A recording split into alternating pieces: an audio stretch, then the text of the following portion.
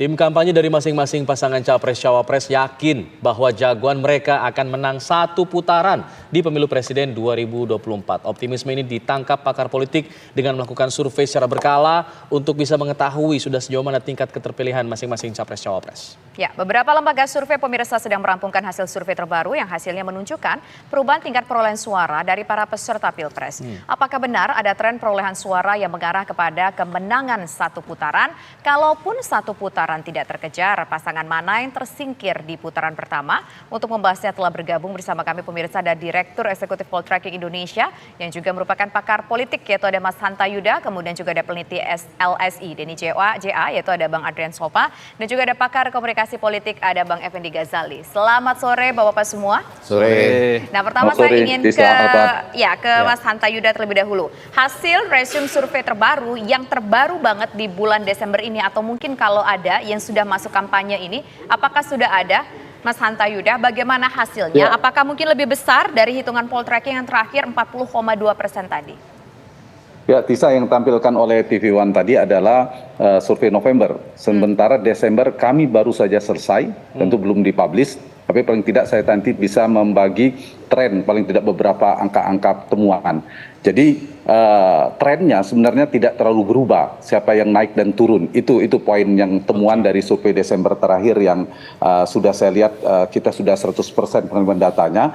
Nah, saya ingin masuk pada apa sih sebenarnya faktor yang sangat menentukan dalam dinamika naik turunnya elektabilitas pasangan capres dalam kompetisi 2024 ini. Saya lihat ada dua, dari temuan survei maupun kita analisa, dua faktor yang sangat menentukan, faktor Jokowi dan faktor sosialisasi. Faktor Jokowi mengapa penting? Tentu terkait dengan approval rating Jokowi. Di sini dalam kompetisi ini ada cawapresnya Prabowo Subianto adalah Jokowi Junior, Mas Gibran, cawapres. Itu faktor yang sangat menentukan dan mereka mengusung narasi keberlanjutan dari pemerintahan hari ini. Sementara ada kandidat Anies Baswedan, narasinya semakin mengkristal tentang perubahan dan itu memiliki jarak yang semakin tegas diametralnya dengan Pak Jokowi. Sehingga koreksi atau relasi antara naik turunnya tingkat approval rating yang harus dicermati. Jadi selain elektabilitas, cermati tingkat kepuasan publik kepada Jokowi, itu sangat penting. Ketika jadi hubungan atau korelasi antara tingkat kepuasan Jokowi kepada Jokowi dengan elektabilitas Prabowo Gibran itu berbanding lurus. Sementara dengan Anies Baswedan itu berbanding terbalik. Artinya kalau tingkat kepuasan Pak Jokowi naik, maka potensi besar itu ke elektabilitas Prabowo Gibran naik. Pun sebaliknya, kalau turun tingkat kepuasannya, maka pasangan ini berpotensi juga turun. Begitu juga dengan Anies. Kalau tingkat kepuasannya ternyata turun, ini menjadi kabar baik bagi Anies untuk kemungkinan melentingkan elektabilitasnya. Tapi kalau tingkat kepuasan kepada Jokowi naik, ini akan menekan pertumbuhan elektoral Anies Baswedan. Itu yang ditemukan dari temuan survei kita terkait hal ini. Karena itu selain mencermati faktor sosialisasi, nanti kita bisa diskusikan faktor approval rating ini, tingkat kepuasan ini menjadi penting. Dan data terakhir ini ada pergeseran di ceruk atau kolab pemilih yang puas dengan Jokowi. Yang tadinya itu relatif seimbang antara sebarannya kepada Ganjar kepada Prabowo, hari ini ada pergeseran menguat. Sebelumnya itu 40% masing-masing. Jadi Ganjar Prabowo kan menyasar pemilih ini. Nah, sekarang sudah 50% pemilih yang puas kepada Jokowi itu memilih ke Prabowo, ke Ganjar itu trennya turun di 30%. Ini temuannya. Kalau yang tidak puas itu terbelah ke Anies lebih banyak, kemudian ke Prabowo. Itu. Nah, saya ingin masuk dari analisa temuan approval rating ini kepada tema utama diskusi kita, siapa yang akan masuk putaran 2 dan putaran kalau ternyata 2 putaran. Nah, analisa tren saja kalau kita perhatikan hari ini posisinya sudah jelas di mana Prabowo Gibran, tadi saya katakan mengusung keberlanjutan, kemudian perubahan pada Anies. Nah, yang kesulitan posisi spektrum politiknya ada di Ganjar Pranowo. Segmentasi yang mau disasar. Satu sisi cukup keras mengkritik pemerintah dan trennya turun, dan itu bisa memberikan keuntungan share elektoral kepada Anies Baswedan, atau ada juga keinginan untuk semakin misalnya sebaliknya mendekat kepada Jokowi dan seterusnya. Nah, jadi ada dua kemungkinan. Jika 2 putaran, jika Pilpres 2024 berlangsung 2 putaran, maka kemungkinannya begini. Kalau Prabowo misalnya bisa kita simpulkan dari tren survei tadi, itu paling berpotensi sudah menunggu di putaran kedua. Oke. Tinggal siapa yang akan masuk di putaran kedua antara Anies dan Ganjar. Kedua pasangan ini sama-sama kompetitifnya. Tetapi kalau dilihat dari tren, Ganjar sedang turun, Anies sedang naik. Tren Anies berarti potensi Anies lebih berpotensi untuk masuk putaran kedua. Kalau berlangsung 2 putaran. Nah, sedikit lagi, ada potensi 1 putaran juga. Kalau kita bicara 1 putaran, yang paling berpeluang tentu adalah pasangan Prabowo Gibran.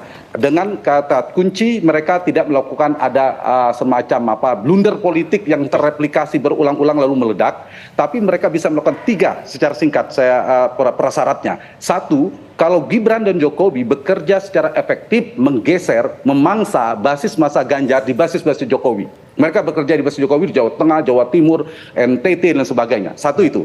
Yang kedua, kalau Prabowo berhasil mempertahankan basis masa dia di 2019 yang lalu seperti Jawa Barat, Banten dan sebagainya tidak bergeser ke Anies, syukur-syukur kalau dia bisa menarik kembali pemilihnya yang sudah bermigrasi atau hijrah ke Anies kembali ke Prabowo, itu semakin naik dan itu akan memberi potensi. Dan yang ketiga, ini yang saya kembali terakhir tadi, yaitu apabila perolehan tingkat kepuasan Jokowi melampaui 80%, trennya terus naik, maka potensi 1 putaran dimenangkan oleh pasangan ini menjadi terbuka. Tapi kalau sebaliknya, maka potensi 2 putaran akan jauh lebih besar. Misalnya koreksi tingkat kepuasan Pak Jokowi ternyata stagnan atau turun, itu potensi akan 2 putaran jauh lebih besar.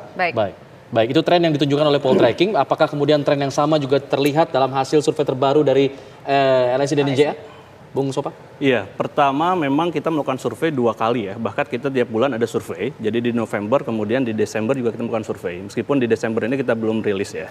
Tapi di November kita bisa melihat pergerakan data yang menarik. Mengapa? Karena kalau misalnya dilihat dari elektabilitas, Pak Prabowo nomor urut 2 ini udah mencapai 40% di November. Kemudian di bawahnya itu ada Pak Ganjar.